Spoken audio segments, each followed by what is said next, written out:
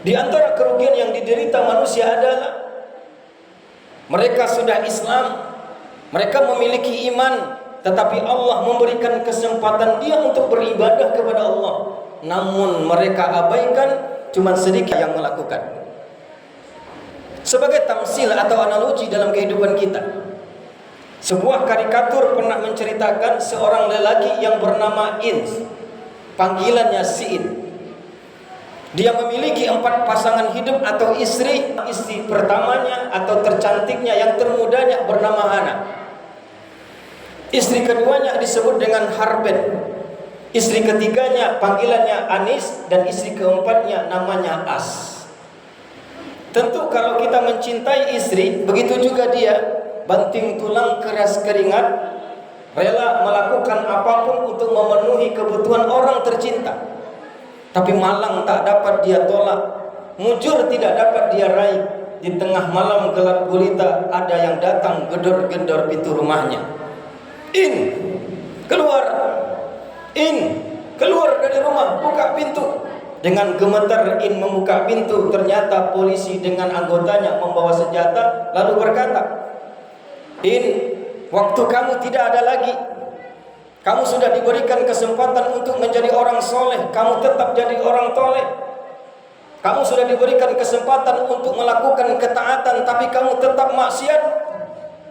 Kamu sudah diberikan kesempatan untuk menambah kebaikan amal kesolehan, tapi kamu tidak mengambil peluangnya. Waktu kamu sudah habis, penjara buat kamu sudah selesai. Malam ini kamu akan kami bawa, penjara buat kamu sudah ada. Apa yang dilakukan oleh ini? Tentu dia akan datangi orang tercintanya untuk meminta bantuan. Kepada siapa dia minta bantuan pertama kali? Tentu kepada istri yang tercinta, yang termuda, ke rumah si Hana. Singkat cerita, jemaah Jumat, dia datang ke rumah si Hana. Apa kata si Hana? Jangankan temanin dan bela abang, mengantar abang saja saya nggak sudi. Sedih luar biasa dalam dirinya, galaunya minta ampun. Akhirnya dia datang ke rumah Harben. Apa kata Harben? Oke bang, aku antarkan abang sampai halaman polsek, dikunci abang dalam penjara, saya pulang lagi. Lalu dia datang ke rumah si Anis. Apa kata si Anis? Oke bang, aku antarkan abang ke dalam penjara, dikunci abang di dalam penjara, saya pulang kembali. Saya tidak akan temanin abang, saya tidak bantu abang. Dengan terpaksa datang ke rumah istri paling tua, yang terkadang abai, yang terkadang tak peduli aturan kasih jajan dia dengan anaknya, tapi dikasih jajan yang paling cantik, jelita dan paling muda. Lagi ngetok pintu, As sudah buka pintu. Apa kata As? Bang, saya tahu tujuan abang datang ke sini. Walaupun abang tidak peduli kepada saya, walaupun abang tidak mau menafkahi kami dengan anak-anak saya, tapi saya rela akan mengantarkan abang ke polsek. Saya akan temanin abang. Kalau abang gelap saya akan terangin, kalau abang sempit saya lapangkan. Saya yang akan menjawab pertanyaan semuanya. Inilah gambaran kehidupan kita jemaah Jumat. Itu adalah insan, manusia. Apa yang kita cintai dalam kehidupan ini banyak. Kadang-kadang rela menghalalkan segala macam cara untuk bisa memenuhi kebutuhan yang kita cintai ini. Yang pertama tentunya hawa nafsu. Bukankah karena hawa nafsu kita rela tidak mau beribadah, mengesampingkan ibadah, tidak mau mengerjakan ibadah? Bukankah karena hawa nafsu membeli mobil Fortuner 500 juta, bahkan sampai 1 miliar, bagasi mobil saja 100 juta untuk kita, biaya membuatnya, tapi mendaftar kurban 2.800.000 kurang lebih kita tidak mau?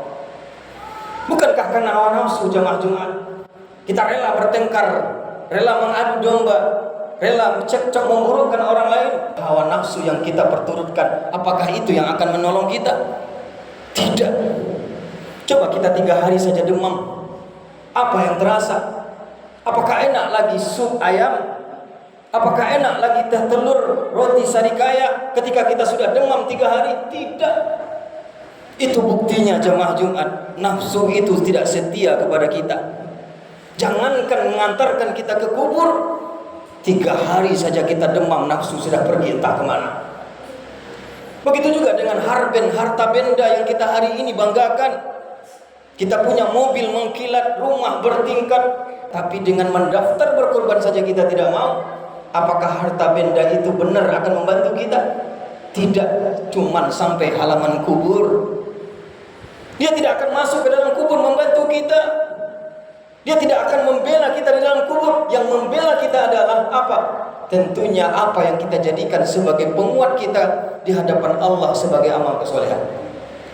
Begitu juga anak istri.